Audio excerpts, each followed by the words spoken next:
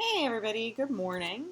As I promised earlier in the week, this is just a little follow-up video to talk to you a little more about the style of writing that you're about to be working on right now, which is narrative writing. So if you'll remember on your Moodle, let's see, oh, mine went away. On your Moodle, you have a link to a presentation on narrative writing, and if you've pulled it up already, then you'll know that the presentation looks like this that I have pulled up here on my screen. And this presentation is something that I posted because I just wanted you to look through it a little bit and review it. The only material that you really need from the presentation to do your brainstorm is in the very earliest slides. I'm going to be looking at some of the later slides later on when we get to the point of drafting, when you're taking your brainstorm and turning it into a rough draft. But I wanted you to have the whole presentation now so that those of you who like to look ahead can see some of what we're going to be doing later on with the writing that you're working on now. So you probably have already started on your brainstorm, but even if you haven't, this will hopefully be a little bit helpful. So in the presentation, you see we're talking about narrative writing. And narrative writing is a way of telling a story. So exactly as the presentation says, it's a kind of writing that talks about something that happened, an event that occurred, a thing that went on, and you use narrative in your real life all the time. You may not realize that you do it, but you do. Some of my students say, "Oh, Ms. Tolene, why do we have to learn how to do this? This is weird. I'm not going to use this." But you do use it. So imagine that you're in a job interview, and the interviewer says to you, all right, you're here for a position in our sales department. Tell me about a time when you closed a difficult sale. The answer that you give him is probably going to be in the form of a story. So you're going to tell a story about a time when you managed to sell a product really well. Say that you're at work and you have a problem with a difficult coworker and you want to talk to your manager about it, and your manager says, well, tell me what happened.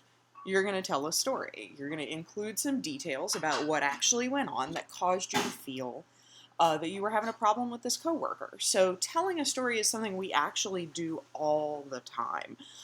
We just don't realize it.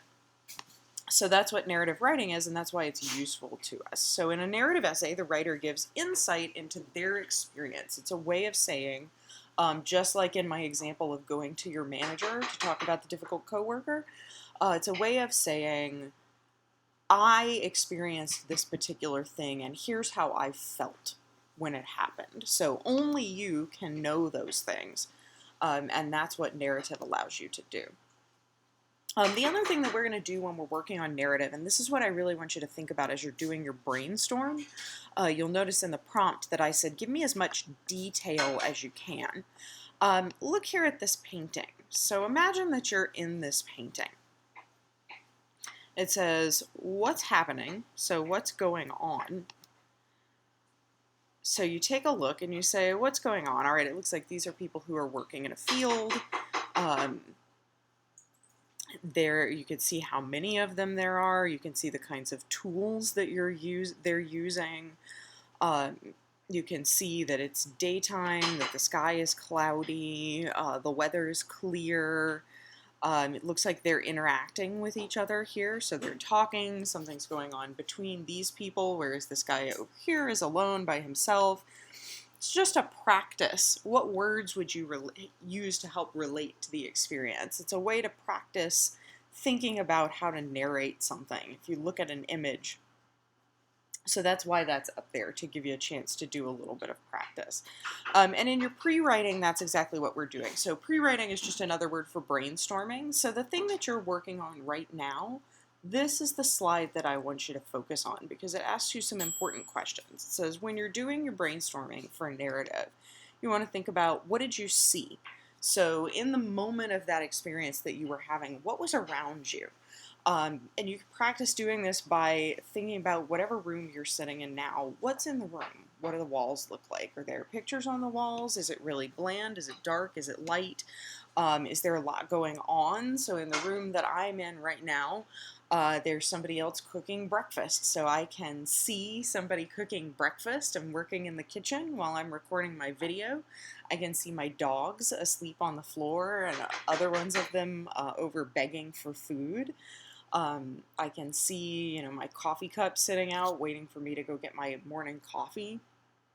So think about what you could see in that moment. And then think about what you heard. So there are some events where the sounds that are going on around you may be really important. I had a student once who wrote a story about a car accident that she was in, and the story was full of sounds. She was talking about how after the accident she was only sort of aware of what was happening, but she could hear sirens around her. And she could hear somebody trying to talk to her, but she couldn't quite pick up what they were saying. So sound might be important to the story. But I also am always going to bug you about what did you feel? And that's both internal and external. If something happened and it hurt your feelings, what did that feel like? But also, if you fell down and broke your leg, what did that feel like? I had a football player once who wrote a story about hurting himself during a game. And he described both how he felt emotionally, that he realized in that moment, oh, this is going to mess up the rest of my season. But also that, the pain of that leg injury in the moment. So how did you feel? And then what did you learn? And we're going to come back to this a little bit more when we start turning this into an essay draft. But I really want you to think about, what's the story about? Is there something that you got from this experience, something that happened to you that made you realize something about yourself, realize something about the world? This will focus on more as we get into drafting, but you can start to think about it now as you're doing your brainstorm. So those are the big slides that I want you to focus on as you're doing your brainstorm. This one that comes after it is also a pretty good one that just encourages you to use language that's very precise and specific. But we'll work with this more as we get into drafting the essay. Right now I want you to focus on those very early slides, so up through, I think, slide 16. Should give you a little bit of guidance for how to do that brainstorm that you're working on right now. So I hope that that's a little bit of help.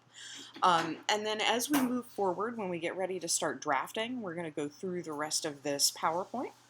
And we're going to talk about how to refine your brainstorm and turn it into an essay. So how to make your language more specific, how to use imagery really well, how to organize an essay. So there's one in here somewhere, and I forgot where it is, about organizing that we'll talk about also. Chronological order. So we'll talk a little bit about how to organize your essay, and we'll get into some of those details later on. But if you focus on those early slides right now, I think that should help guide you a little bit. Also take a look at the sample essay that I posted. You don't have to answer any questions about that yet. But later on in another unit, I'm going to be asking you some questions about that essay. We're going to return to it because it's a good guide for an example of a narrative essay. So if you've already read through that, you'll notice that she does some of the things that these slides talk about. So start taking a look at those, and hopefully this helps give you some guidance. But if not, shoot me an email and ask me a question.